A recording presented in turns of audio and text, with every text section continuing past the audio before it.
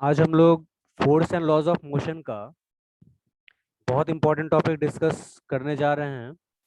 वो है Newton's laws of motion.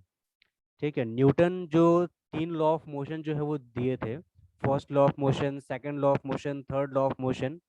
ये तीनों लॉज ऑफ मोशन के बारे में वन बाय वन हम लोगों को डिस्कस करना है। ठीक है, तो इसमें सबसे पहले जो हम लोग को डिस्कस करना है वो है फर्स्ट लॉ ऑफ मोशन, मतलब मोशन से रिलेटेड जो भी लॉज जो है उनके द्वारा दिया गया था उसको हम लोगों को देखना है। ठीक है, तो फर्स्ट लॉ ऑफ मोशन क्या कहता है?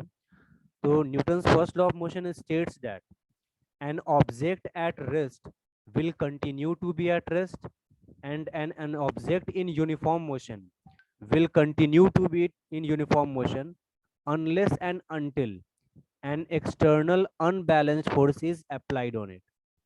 मतलब इसका ये हुआ कि कोई ऑब्जेक्ट अगर जो रेस्ट में है वो रेस्ट में ही रहेगा, और कोई ऑब्जेक्ट अगर जो यूनिफॉर्म मोशन में अगर है तो यूनिफॉर्म मोशन में ही रहेगा तब तक जब तक कि कोई उस पर बाहर से कोई अनबैलेंस्ड फोर्स ना लगे।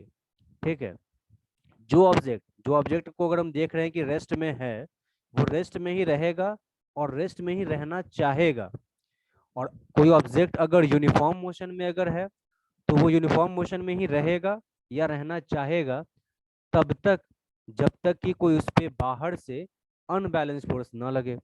ठीक है, ये है न्यूटन का पहला law of motion, first law of motion का स्टेटमेंट यही है। तो इसमें ये कंडीशन डाला हुआ है कि an object at rest will continue to be at rest and an object in uniform motion will continue to be in uniform motion. ये हुआ अनलेस एंड अनटिल।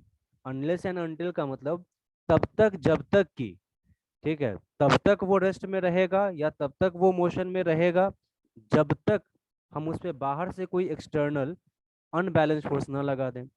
अगर बाहर से अगर अनबैलेंस फोर्स अगर लगा देंगे तो ऑब्जेक्ट जो रेस्ट में है हो सकता है वो मोशन में आ जाए, ऑब्जेक्ट जो यूनिफॉर्म मोशन में है हो सकता है कि उसकी स्पीड चेंज कर जाए, वो रेस्ट में आ जाए। तो ये इसलिए यहाँ पे इसमें शर्त दिया हुआ है, ये शर्त है। फर्स्ट लॉ ऑफ मोशन तभी जो है वो एप्लीकेबल है जब बाहर से, जब तक हम उस पर अनबैलेंस फोर्स नहीं लगा रहे, जब तक अनबैलेंस फोर्स नहीं उस पर लग रहा है तब तक उसका जैसा पोजीशन है वैसा बना का बना रहेगा। वो रेस्ट में है तो रेस्ट में ही रहेगा, रेस्ट में ही रहना चाहेगा, और अगर वो यूनिफॉर्म मोशन में अगर है तो वो यूनिफॉर्म मोशन में ही रहना चाहेगा, रहेगा तब तक जब तक कि कोई उस पर बाहर से हम अनबैलेंस फोर्स ना लगा दें। ठीक है, ये है फर्स्ट लॉ ऑफ मोशन। तो फर्स्ट लॉ ऑफ मोशन का मतलब जो है वो यही है। अब अब जैसे कि फर्स्ट लॉ ऑफ मोशन का एप्लीकेशन जो हमारी डेली लाइफ में भी है। ठीक है, डेली लाइफ में भी इसका एप्लीकेशन हम लोग समझ सकते हैं। जैसे कि बहुत सारे एग्जांपल है जो कि फर्स्ट लॉ ऑफ मोशन के हिसाब से एक्सप्लेन होता है।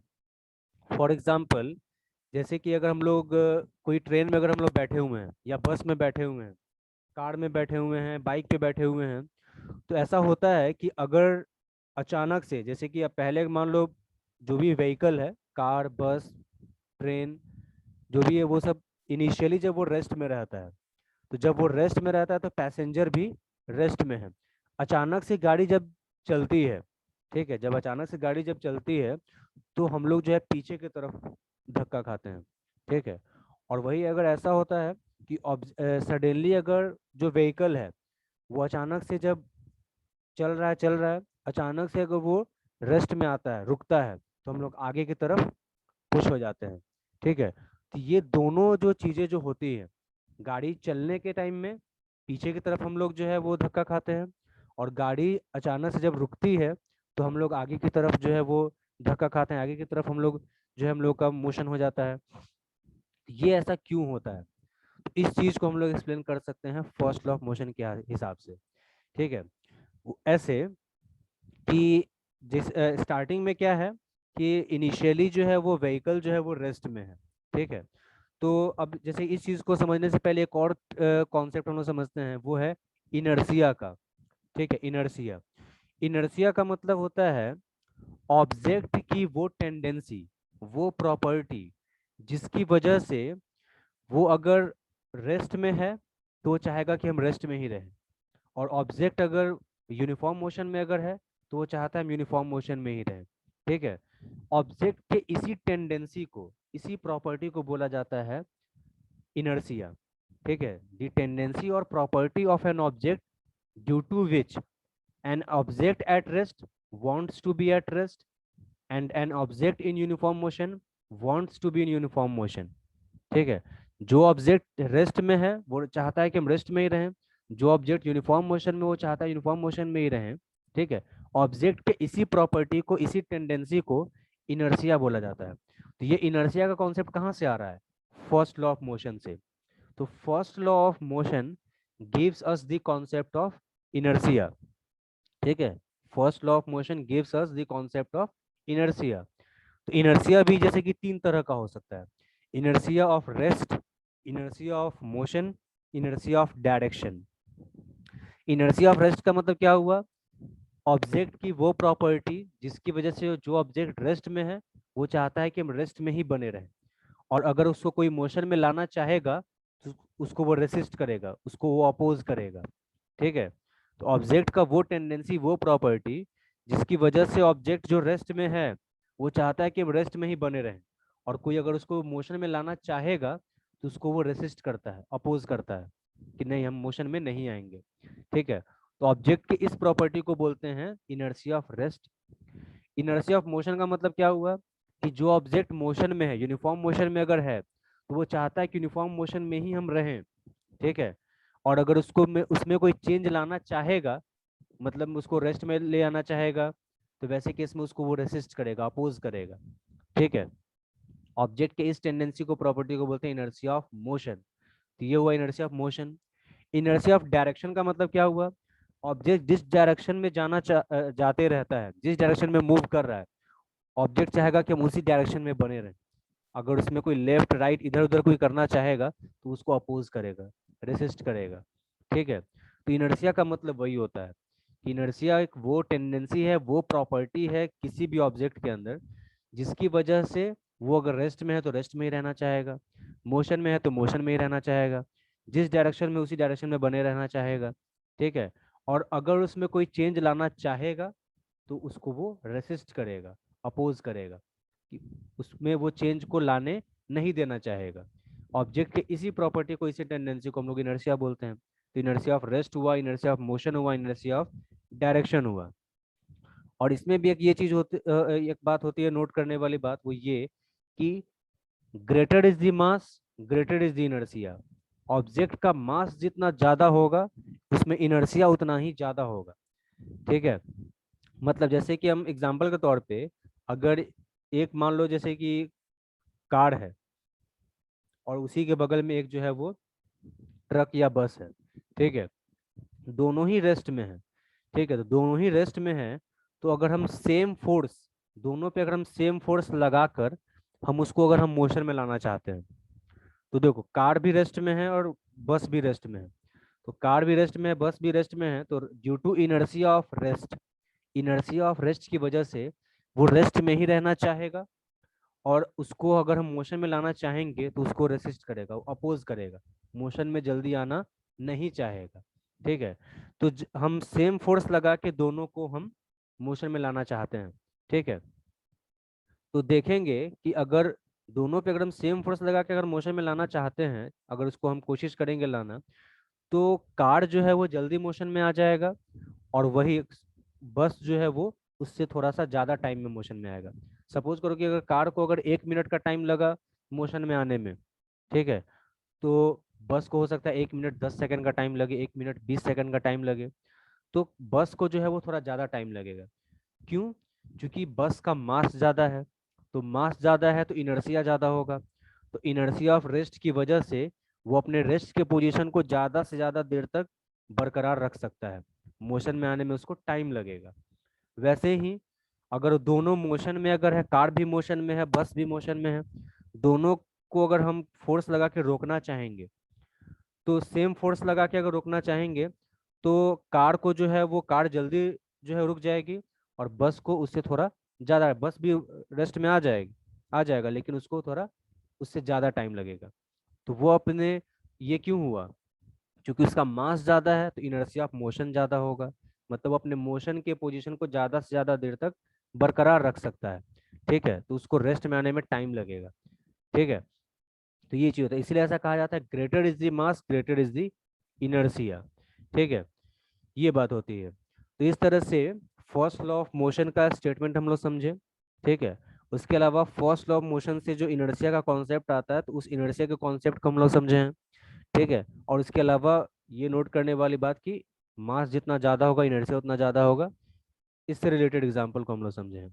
ठीक है, अब फर्स्ट लॉ ऑफ मोशन से रिलेटेड जो डेली लाइफ का जो एग्जांपल जो हम लोग अभी डिस्कस करने जा रहे थे उसको हम लोग लेते हैं। वो वही था जो कि सडनली जब कार या बस जो भी ट्रेन जो भी है व्हीकल, अगर वो मोशन में जब आता है तो हम लोग जो है वो पीछे की तरफ पुश होते हैं। ठीक है, और वही जब चलते चलते अचानक से वो रेस्ट में आता है, रुकता है, तब ऐसे केस में हम लोग आगे की तरफ पुश होते हैं। इसके पीछे कारण क्या है? इसके पीछे कारण ये है कि जब जैसे कि कार या बस जो भी है या ट्रेन है वो जब रेस्ट में है, ठीक है, तो पैसेंजर जो है वो भी रेस्ट में है। ठीक है, तो पैसे जब कार रेस्ट में है तो पैसेंजर जो उसमें बैठा हुआ है वो भी रेस्ट में है। तो due to inertia of rest वो चाहेगा कि हम रेस्ट में ही रहें, रेस्ट में ही बने रहें। ठीक है, तो इसी वजह से वो चाह रहा है कि रेस्ट, इनर्शिया ऑफ रेस्ट की वजह से वो चाहता है कि हम रेस्ट में ही रहें। और सडनली जब गाड़ी मोशन में आ रही है तो वो गाड़ी जो है वो चाहेगी कि ऑब्जेक्ट को आगे लेके जाना, और ऑब्जेक्ट चाहता है कि नहीं हम रेस्ट में ही रहें। तो सीधी सी बात है कि ऑब्जेक्ट चाह रहा है कि हम रेस्ट में ही रहें और गाड़ी उसको आगे लेके जाना चाह रही है, तो वो क्या हो जाएगा, पीछे की तरफ पुश होगा। ये जो ऑब्जेक्ट है, जो पैसेंजर जो है, इनर्शिया ऑफ रेस्ट की वजह से वो चाह रहा है कि हम रेस्ट में ही रहें, यहीं पे रहें, इसी जगह पे रेस्ट में रहें। और गाड़ी जो है वो सडनली मोशन में आ जाने की वजह से वो उसको आगे लेके जाना चाह रही है। तो वैसे केस में क्या हो जाएगा, ये पीछे की तरफ पुश होगा। ये चाह रहा है हम यहीं रहें और ये चाह रहा है आगे लेके जाना, तो ये पीछे की तरफ पुश होगा। हम ही को कोई अगर जैसे कि मान लो अगर कोई अगर इधर की तरफ खींचना चाहे और हम चाहते हैं कि हम यहीं रहें, तो क्या होगा, हम इधर की तरफ पुश होंगे। ठीक है, बाद में हम इधर चले जाए वो अलग बात है, लेकिन स्टार्टिंग में एक बार इधर की तरफ पुश जरूर होंगे। तो वही चीज होता है पैसेंजर के साथ। जब गाड़ी रेस्ट में है तो पैसेंजर भी रेस्ट में है। इनर्शिया ऑफ रेस्ट की वजह से वो चाहेगा हम रेस्ट में ही बने रहें। ठीक है, तो जैसे ही गाड़ी मोशन में, सडनली मोशन में जब आएगी तो उसको आगे की तरफ लेके जाना चाह रही है, लेकिन पैसेंजर चाहेगा कि हम यहीं रहें, इसीलिए वो पीछे की तरफ पुश होता है। फिर उसके बाद जब गाड़ी मोशन में है, ठीक है, तो पैसेंजर भी मोशन में है। तो गाड़ी मोशन में है तो पैसेंजर भी मोशन में है। ठीक है, तो due to inertia of motion वो पैसेंजर चाहेगा कि हम मोशन में ही बने रहें, मोशन में ही रहें। ठीक है, ठीक है, तो इनर्शिया ऑफ मोशन की वजह से जो है वो मोशन में ही वो बना रहना चाहेगा। तो सडनली जब गाड़ी रेस्ट में आ जाएगी, गाड़ी जब रुक जाएगी, ठीक है, तो इनर्शिया ऑफ मोशन की वजह से पैसेंजर चाह रहा है कि हम आगे चलते रहें, चलते रहें। ठीक है, और सडनली गाड़ी रुक गई तो गाड़ी उसको जो है वो रोकना चाह रही है। ठीक है, लेकिन इनर्शिया ऑफ मोशन की वजह से पैसेंजर चाह रहा है कि नहीं हम आगे ही मूव करते रहे, तो ऑब्वियस सी बात है कि वो आगे की तरफ धक्का खा जाएगा। ठीक है, तो इस तरह से जो है इसकी वजह से जो है वो आगे की तरफ पुश हो जाता है। ठीक है, तो ये हुआ हमारे डेली लाइफ का example first law of motion से रिलेटेड। वैसे ही होता है जो जो जो भी लगेज होता है, लगेज को बांध के रखा जाता है गाड़ी के रूफ पे। वो ऐसा क्यों होता है? इसके पीछे कारण होता है कि लगेज को अगर हम लोग बांध के नहीं रखेंगे तो वही बात है, सडनली जब गाड़ी मोशन में जब आएगी तो इनर्शिया ऑफ रेस्ट की वजह से वो लगेज तो रेस्ट में है, तो रेस्ट में ही रहना चाहेगा। लेकिन जब गाड़ी सडनली मोशन में आएगी तो वो पीछे की तरफ पुश होगा, तो लगेज जो होगा पीछे की तरफ चला जाएगा। उसी तरह से गाड़ी जब मोशन में है तो कंटिन्यूअसली लगेज मोशन में है। सडनली जब वो रेस्ट में जब अगर गाड़ी अगर आएगी तो वो क्या हो जाएगा, आगे की तरफ धक्का खाएगा तो लगेज आगे की तरफ पुश हो सकता है, गिर सकता है। तो इसीलिए जो है वो उसको बांध कर रखा जाता है, ताकि ये गाड़ी अचानक से जब चले या रुके तो लगेज जो है वो गिरे नहीं। ठीक है, तो ये सब कुछ ऐसा एग्जांपल्स है हमारे डेली लाइफ का जिसको हम लोग फर्स्ट लॉ ऑफ मोशन के बेसिस पे एक्सप्लेन कर सकते हैं। और भी बहुत ऐसा फिनोमेना है जिसको फर्स्ट लॉ ऑफ मोशन के बेसिस पे एक्सप्लेन किया जा सकता है, तो उसको बुक में पढ़ेंगे, नोट्स में पढ़ेंगे तो ये सब चीज मिलेगा। ठीक है, तो इसको, ये फर्स्ट लॉ ऑफ मोशन से रिलेटेड जो टॉपिक है, इसको क्या करना है, इसको नोट्स और बुक से अच्छे तरह से इसको पढ़ लेना है। ठीक है, और इससे रिलेटेड क्वेश्चंस को देख लेना है, ताकि ये सारी चीज़ों को अच्छे तरह से, जितना क्वेश्चन देखेंगे तो कॉन्सेप्ट अच्छे से क्लियर हो जाएगा। ठीक है।